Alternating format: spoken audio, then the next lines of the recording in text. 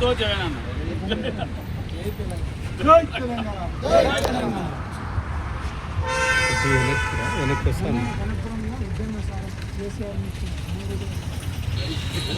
వెనకరా పను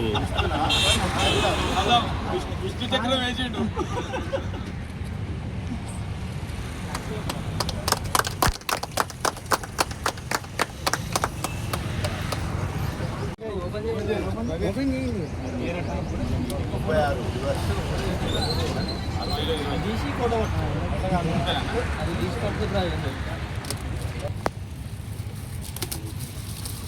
లేదు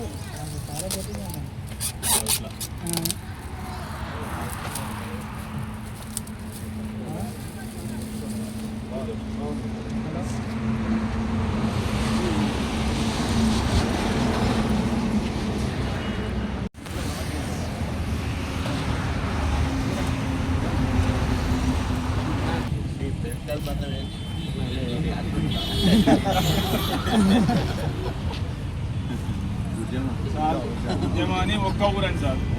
మళ్ళీ ఉద్యమం లెక్క నడిపిద్దాం. ఏమి లేకుండా సార్ కూడా ఒక్క ఊరనే కదా.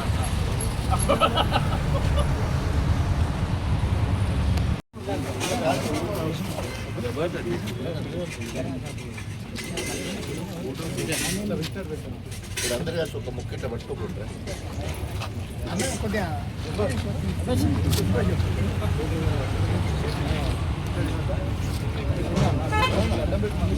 కొద్దిగా పెట్టండి. ఇప్పుడు అంతా మన షుగర్ గీగర్ అంటారు.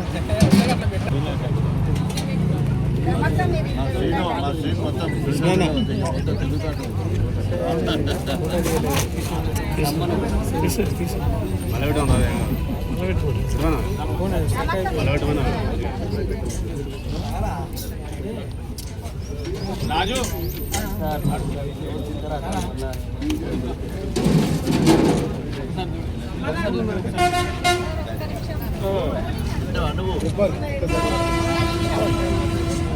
రాకెట్ పెట్టావా బయలుదేరి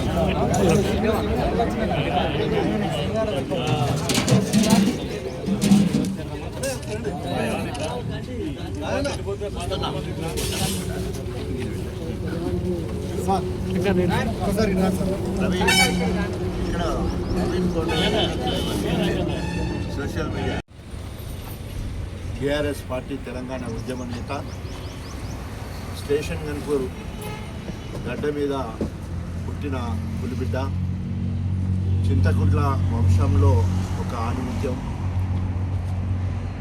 తనదైన శైలిలో ఒక సౌమ్యుడిగా, విద్యావంతుడిగా,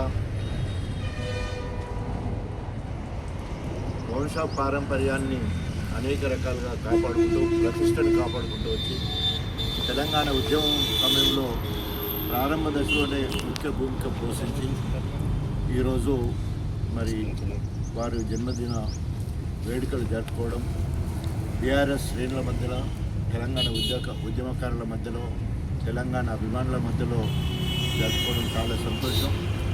వారిని మొన్న మున్సిపాలిటీ ఎన్నికల్లోనే చింతకుంట్ల వర్సెస్ చింతకుంట్ల అవుతుంది, జనరల్ అవుతుంది అనుకునే ఉద్దేశంతో ముందుగానే వారి ఇంటికి పోయి వారిని కొంచెం మెంటల్గా ప్రిపేర్ చేసే ప్రయత్నం చేసాం. ఒకవేళ కనుక క్రీస్తు చేసులు చింతకుంట్ల నరేందర్ రెడ్డికి బాగా ఆశ ఉండే చైర్మన్ కావాలని, మరి డైరెక్ట్ చైర్మన్ అయ్యేది ఉండదు, ఓన్లీ ముందుగా కౌన్సిలర్ కావాలి.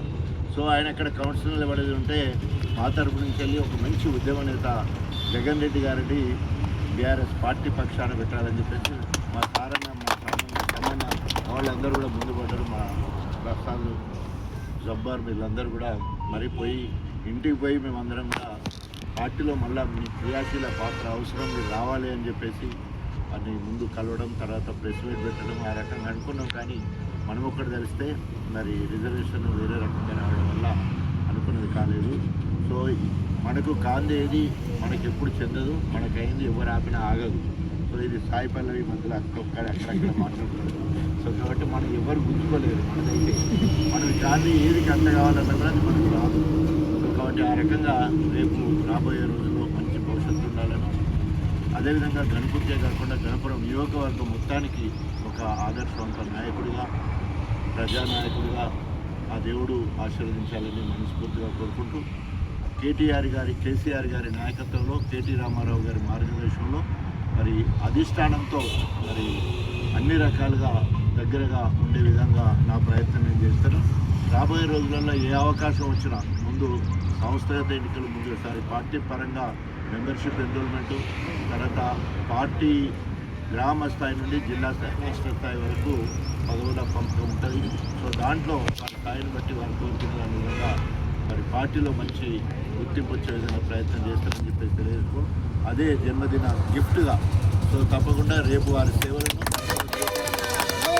పార్టీ పరంగా బాధ్యతలు అప్పచెప్తామని చెప్పేసి తెలియజేసుకుంటూ, ఈ కార్యక్రమంలో కొద్ది సమయంలోనే ఇంత మధ్యాహ్నం అయినా కూడా మరి లెక్క చేయకుండా వచ్చినందుకు అందరికీ పేరు పేరున హృదయపూర్వక నమస్కారాలు తెలియజేసుకుంటూ, గెలుపోవటంలో ఎట్లున్నా మొన్న కౌన్సిలర్గా ఉన్న వాళ్ళందరూ 5 సంవత్సరాల వరకు కౌన్సిలర్లు, ఆ కౌన్సిల్ పరిధిలో ఉన్న ఏరియాకు వాళ్ళే ఇన్ఛార్జ్గా అక్కడ వచ్చిన కష్టసుఖాలు. ఇప్పుడు వీళ్ళు గెలిచే వాళ్ళు మాత్రమే ఒడగబెట్టేది ఏమి పెద్దగా ఏమి ఉండదు.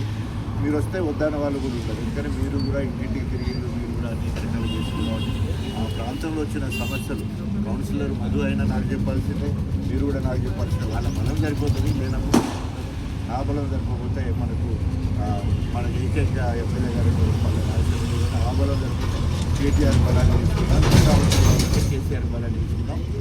జైల్లోకి వెళ్ళడానికి కూడా సిద్ధపడదు. ఇంతవరకు ఇక్కడ లాఠీ దెబ్బల వల్లే జైల్లోకి పోయిన పరిస్థితి ఏం లేదు. ఉద్యమం అంటే మనం ఇంకా నిజంగా చేయాలంటే ఉద్యమం చేస్తలేదు.